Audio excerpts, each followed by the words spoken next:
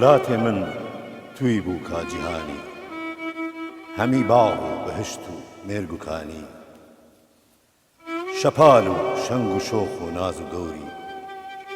گەلێک شیرین و ڕند و پڕجوانی سەرێ تاجە سەلاحەددینێ کوردی ئەنی ڕۆژە دبورجە ئاسمانی دوبورهێنتە کڤانێ ڕۆستەمێ زاڵ دوزولفێنتە ji تیرên قەهرەمانی ڕوێتە ئاگرێ زەردەشت و مەزدەک ji te hêstir şeraba kamranî dulêvên te kitêba Hacı Qadir zimanê te ji benda Şêxê Xanî çena te kohê cûd û şax û hevler qirик eywan û taqa kesrewanî di sînga te kitêba zend avêsta memek ferfûr e têde neqşîmanî cigerxêne kurê te her di nalê ji ber jana nezanî û xizanî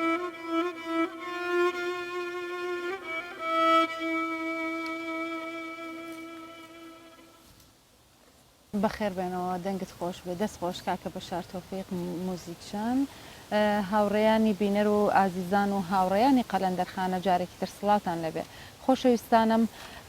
دیارە هەمومان ئاشناین یا زۆربەمان ئاشناین بە ناوی جگەر خوێن و ئەزانیم شێخ موسکەیە و شاعرێکی چۆن بۆ ئامانجی چۆنە بەڵام لەم بەرنمەیەوە بە هاوکاری بەڕێز دکتۆر شەکۆت سندی کە بەڕێزیان مامۆستای زانکۆن و ئەدیب و نووسەرن ئەمانەوێ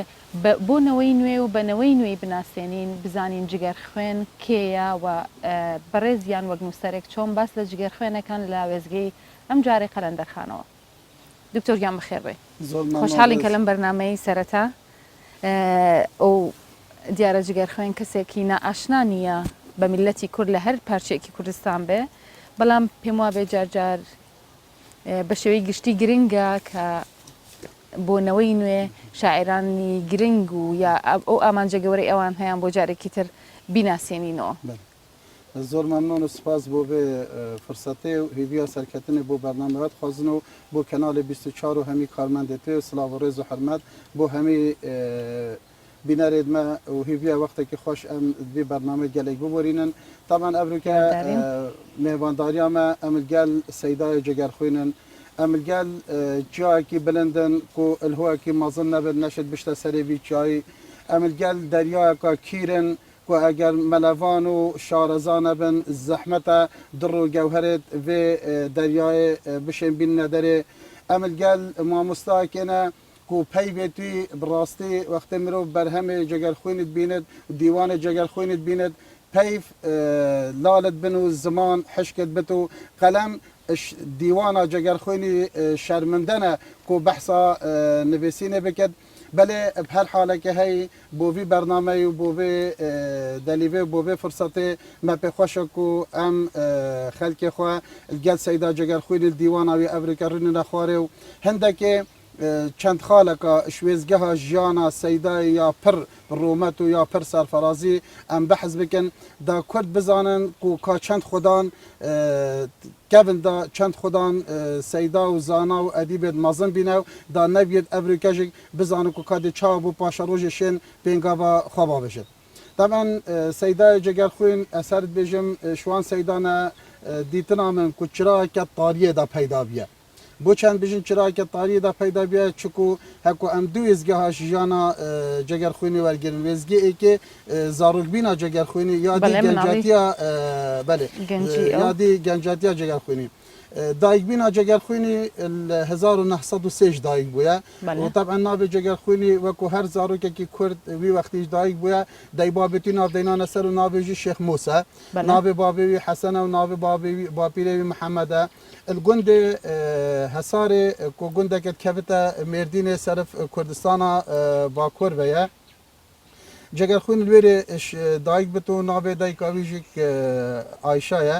اش بنمالکی رنجبرش بنمالکی کردش بنمالکی خیزان بنمالکی کو کرامت و شرف و رومت آوانیا جان هندیا کو جانا خواب دست خو خوارنه بل مخابنی و هگر ام بینو بر خوابدن جانا سیدای جگرخوین البيشي الزاروكيا جگرخويني بابوي برحمت چتا بر رحمته وامر خودت كتو البحشتا خداي شادت بد هشتا او برينا دل سيداي جگرخوين كلو هشتا درد جگرخوين گرانو هشتا جگرخوين اتوي برينه دادجيت پشتی ساله که دیکاویش البابوید بتا مهوانو او چتا بر دلوانیا خوده جگرخوین او کره کوپر هیوی و امید ادمینت کسکی سیوی کسکی به خدا تنیا جگر خوینی خیزان خوش دا برای کات بجنه ملا خلیل و خوشک که نابوی آسیایه ایدیل دیو دابو نریت هینگ جگر خوین بر خودتا مالا برای خو ملا خلیلی مام سباسی امت کرد اکری بلین او داخداری لشعری جگر خوینا رنگ داته و بشکل لسرتای جیانی و دست بیکات یاخود نه دست پیکرنا جانب دیتنا من جگرخوین امی پاشبین که بوچی بیا جگرخوینش کره ناوی جگرخوینه گیته بس دیتنا من سختیا جان مزناتیا جگرخوینی چیکل يعني أباش بوما أفريقيا وانا كتشكو أم جل كرة أنفال ميتنا ما جل كرة بيشمرجها أنا دايبابتون شهيد بنا ما أفريقيا خلك هي كو داي كد منا خوش كد منا الفي شر هوفاني كو أفريقيا بيشمرجت كد خلك مايا بسميان يعني أم وصل هذا نكون كهر مروف كدايبابتي بمن أمان بسميان يعني أو مروف ده برزة بنو ده مين بخدانو باشروجه ده تشجان بنابد بلكو جانا جگر خونی دا او نمونت تبرچاو ما کو مروف التاریه دا شد جان پیدا بکد لما نکدم چتدر برای خو مل خلیلی مخابنی و پدرتر گل آزارش دست شمبرا خود بیند يعني ديف جانا هنگه و گلک کاری جگر خوین دنه کرنه ایدی جگر خوین بتا شبان بتا گابان جگر خوین بتا خدمتچی پاشی شوی ظلم و زورداریا شمبرا خو جگر خوین رابطه تدف خوشکا خو آسیای آسیا جش برکو گابانیا مالی او خزانه مالک دیا و نمال بابایا مجبور بیا بنان جان اویش هر جگر خوین دایا بر کاری و دایا بر شولی و دایا بر کو شوله که بکت حتی جان گل خو بیند طبعا اوه جگر خوینی اف تراجیدیا جانا خو همی کرت نامه جانا من یا گوتیا يعني اوه تدا گوتیا بله ما مصبس لقناغەکانی شعری جگەر خوێن بکەین ڕەنگە ئێستا بینەران بە تاسەوە چاوەڕێ بکەن باسی قۆناغەکانی شعر بکەن لە جگەر خوێن بەێ قویناغ شعرە جگەر خوێنی وەکو قویناغە ژیاناویە يعني قویناغە ژیاناوی چاوە سیر بیا ڕنگدانەوەی ژیانی طبعا او جگەر خوێنێک و ئێتیم او جگەر خوێنێ سێوی او جگەر خوێنێ شبان او جگەر خوێنێ بێخودان او جگەر خوێنێک و vê malê revita mala henê da bez bijît yani evê wel cegerxwînê dikir hesta jiyanê welê dikir cegerxwînê vê qaneع nabin cegerxwînê vê çendê qaneع nabin kî baş derûnê cegerxwînî dixwînit Mir Celadet Bedirxan Mir Celadet Bedirxan baş derûnê cegerxwînî zanit û zanit ji cegerxwînî yani jiyana xwe da çavê cegerxwînî da dîtina cegerxwîn da bere xwe tê ku cegerxwîn hêza wî dîtina wî ji vê jiyana sade mezintir e bilindtir e êdî cegerxwîn Şêx Musekî şivan Şêx Musekî gavan bite çite ber xwandinê xwandina hingê jî feqiyatî bûye çûye ber feqiyatî çûye der melayet hingê û çûye hicra mizgeftê û çûye gel feqiyat rûştê xwarê û dest xwandinê kiriye ew cegerxwîn êdî navê tê te guherîn bite Şêx Musê feqî û Şêx Musê xwandeva û êdî xwandina xwe da Şêx Mus pêşit kevit û zîkat bite feqiyekî serketî û xwedanşiyan lê peyda dibin heta ku îcaza elmî dergirin دکتۆر من ئەمێ لەسەر یەک شت قسە بکەم ئەمە گەر سەیری ژیانی جگەر خوێن پێنج ژیانێکی تراژیدیایی هەبووە لە سەرەتای ژیانەوە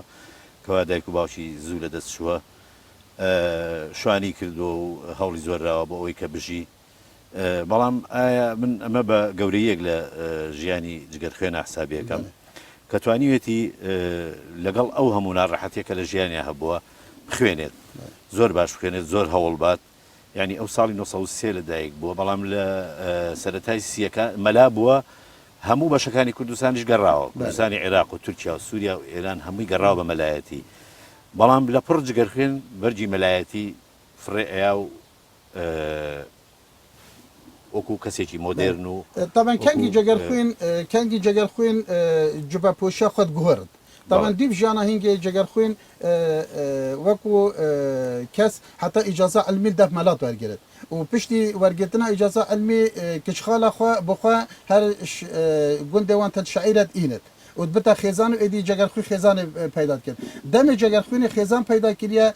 1903 حتی 1927 ادوان 27 سال جیانا جگرخوی دا هنه تشتی گرنگ تأثیر جگرخوی کرد ناو خوش بگوهرد و رباز کانی یا شعری دست بکن ادی تازه جانا جگرخوی ده او تجیک اوانه او شعر جناب تخواندی کو شام شکر ولات شیرین تره کو شر ایکی جهانی کشتن و تالان و صوتن بهرا کردستانی بیه يعني ام همي زان اوا ولات كرد باشي پیمان سایکز بیکو کردستان بو چهار ولات تیتا دابش کرینه باشي وقتی جگر خوین گلک داغبارت بتو کو کساتی بسه کساتی گل داغباره کساتی شیخ سعید پیران جگر خوین گل پی داغباره بسر کرده که کرد نتوی گل مازن زاند او بیل شیخ سعید پیران تیتا سیداره دانه باشی گل داغبار بتب کساتیا قاضی محمدی و شعره که بو قاضی محمدی جن نویسد گل داغباره باشی قبلگه شاعران ملا مصطفى بارزانی کو سرکرد شورشا ما ایلول بیا جگرخوی گل پی داغبار بیا وی دمی داوان هر سی کساتی تنه اوه وکو نتوه وکو ملت رباز شعری دا ایدی جگر خوین پشتی اجازه خواه علمی تار گرد که متأثرت بتت شعری دا هزرا خواه یا نتویش احمد خانی تار گرد مموزین ادبتا پرتوکا وی یا ایکی ایدی جگر خوین وی جبا و امام خواه ایخت و گلب احترام بش وی جبا و امامی دا اینتا مزگفته جگر خوین بحثات دنیا کا مازنترت گرد او جی چیه که برای خودت جبا و امامی توی مزگفت تنیا وی و خوده جگرخوینی ویای دورک مازنتر ناملت خدا ببیند کش بلی پرستنا خوده خدمت کی جواکی بو ملت خوش بکد نام ملت خدا ببتا کسی که او ظلم و زورداریا دشمنا او جگرخوینی دیتیا او گرتن و سلطنا جگرخوینی دیتیا او ویران کردن جگرخوینی دیتیا او دربدریا جگرخوین کش ولات خو حتیش باکوری آیلاوی دربدر بنا هاتنا روش آوای کردستان اف جهوی گاف کله اف دیتنا هنه حتی سیداردان شیخ سعید پیرانی پیش جاوید خودی تیا پیرا توره پیش جاوید خودی تیا اوه همی ادی بو جگر خوینید بنا کرستای بو جگر خوین هم ناو خوش بگورد سروان تشتی دیدنه ناو خو بکتا جگر خوینید حوزان دا ادی دست حوزان کیره حوزان نویسیا بس حوزان نویسی ناویجی ما مستوی یه نتوی احمد خانیه و دیسا شعر جزیری جکو پیو نازک فقط طیران ج کارتکن سر جگر خوینی کرینه بله مام ساکن من امی استا او شعر بخوین موجه هاوار او شعرکی کمالایتی یا خوچی اگر بس کی زور کرد او هاوار شعرک کو ناوی دیواناویا چاره رونق دهاتیا خواره یکم شعراویا جی ابا غازیه که هاوار عربی داد بین اثرخه یعنی غازی کرنه غازی کرنه بیشتر خلک که ورن برای خوابدن کا دشمنا چل مکریه و ابرکه روشا ما کردا دست وان کسید کو ام ناو داجین چیه بو مرواتی و بو کردا خواجه بله مام ساگن سپاس به حرمتی کاکا بشار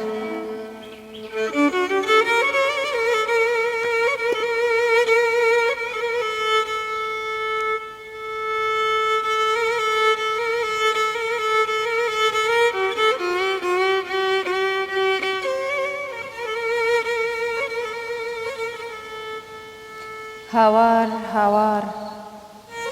هاوار هاوار بان دجمنان قادا مخار هاوار دکم گرنا سمیر کردین دیشر درنگ شیر ایریش بکن تبوک پلنگ جناف و درخن وان بجنگ هاوار هاوار هاوار هاوار بان چوچکان گنمه مخار تالان برن وان دخلو پس چپر چراندن کت نرز هاوار هاوار هاوار هاوار بان دشمنان قادا مخار وان دشمنان قادا مخوار هاوار دکم رانا بیکز شیخ و ملا و پیر و قس بخاچ و خشت و مزگفت و دیر ام خسنتو را نیر هاوار هاوار هاوار هاوار بان جوچکان دەخلێ مەخار سەد جامی و دێر و کەنشت ناقۆس و بانگ و تێر و خشت سەد لەک ژە تیپێن لەم تەرە و بکێرمەنایەن تەف دەرە و هاوار هاوار هاوار هاوار بان دوژمنان قەدا مەخوار بدەست تفەنگ ئەم هەر نەشەر بشکێنە یار ئەم بدنە سەر هاوار هاوار هاوار هاوار بان قومبلان گەرمێ مەخار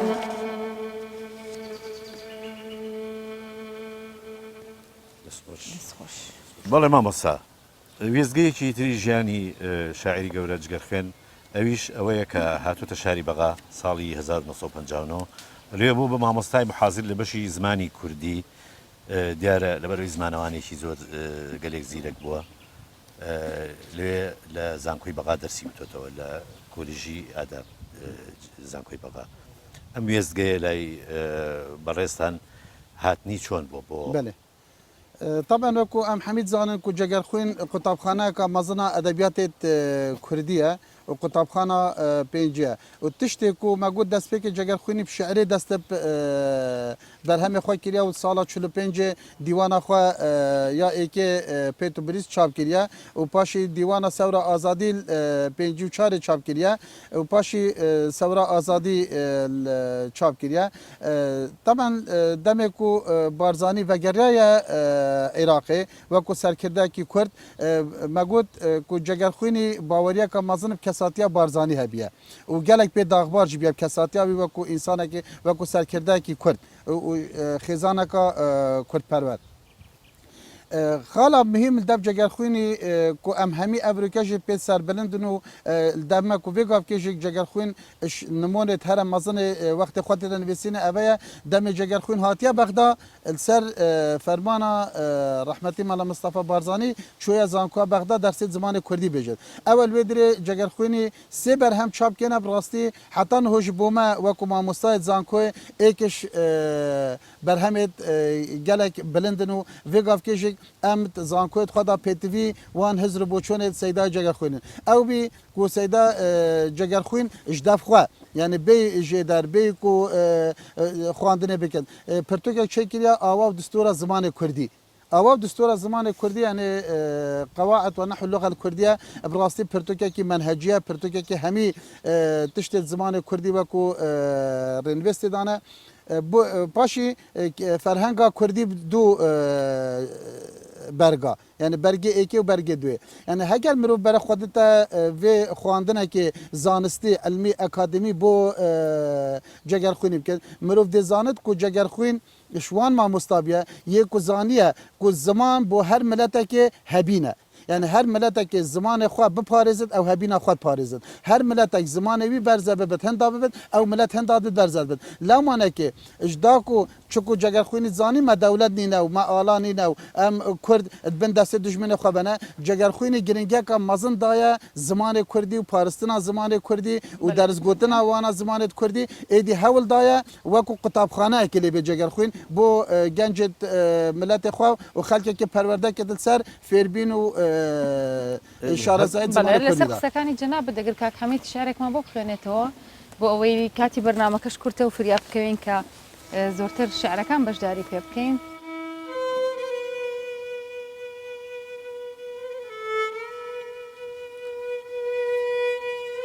سۆرگول ji باغê ciwanim weşîn bilbil li şaxê umrim dikin şîn hêstir ji çavêm xûşîn û meşîn mêranî rabin xurtên Kurdistan dijmin tevgirtin ev baغ û bostan çendî bilindim serê min sar e cobar ji çavêm xweş têne xar e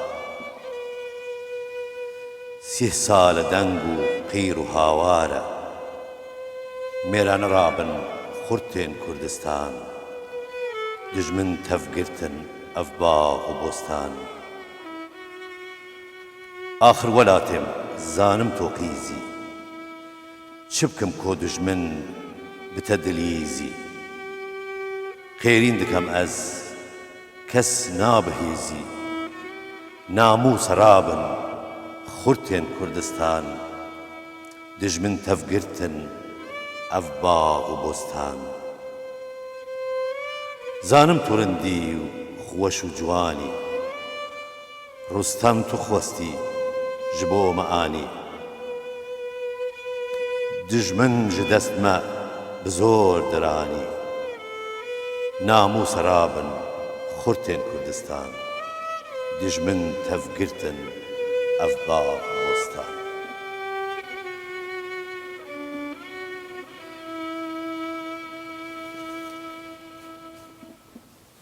دەستان خۆش بێ دکتۆرجان بە باس لەوە بکەین با بڵێن ئامانجی جگەر خوێن لە نووسینی ئەو شارانە ئەوەی کە بۆ ئێمە جێماوە ئێستا بەرهەمێ میلەتی کوردە چییە؟ ئەوەی کو ملەتی کورد شانازیە پێت بێت هەرچەندە کوردستان بیا هاتێ دابەشکێنێ و کوردستان دەولەت نەبیە بەلێ هەگەر ئەم بشنت جیهانە جگەرخوێنی دا و دیوانە جگەرخوێنی ڕین نەخوارێ جگەرخوێنت هەبینە خوداوەکی کوردەی خودان دەولەت بیا خودان ئالاژ بیا جگەرخوێنی هەمی ژیانەخوا هەمی ژیانەخوا وەکو کەسێک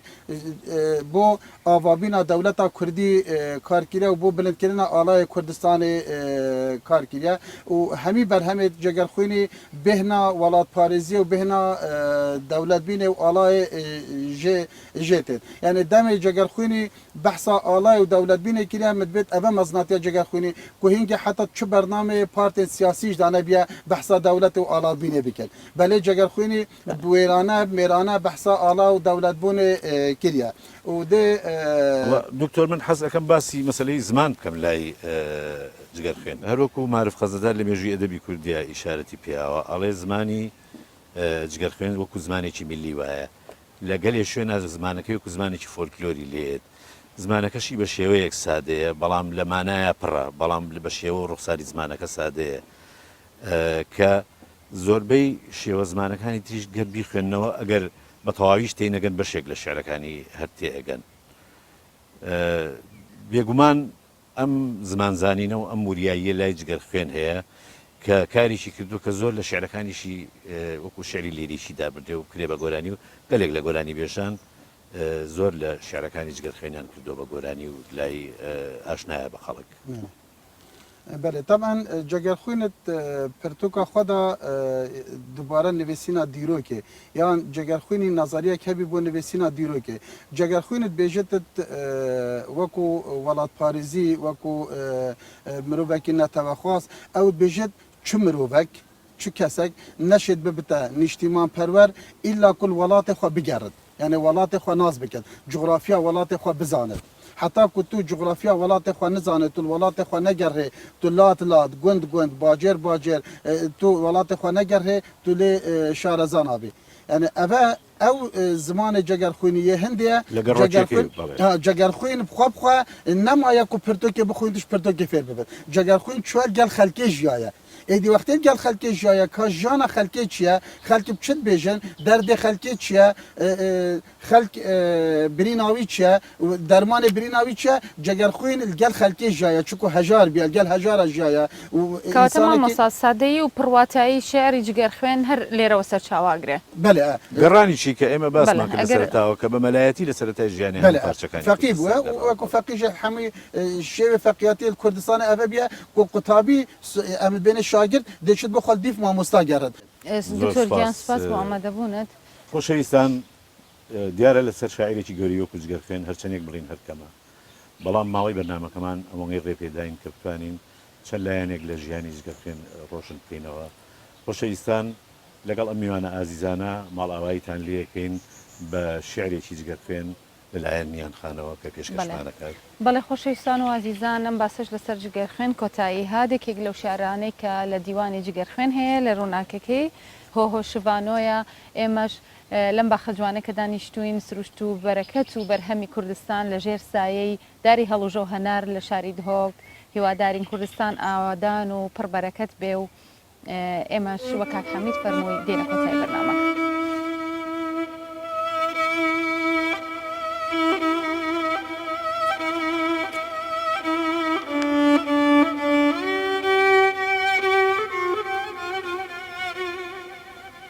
هۆهۆ شڤانۆ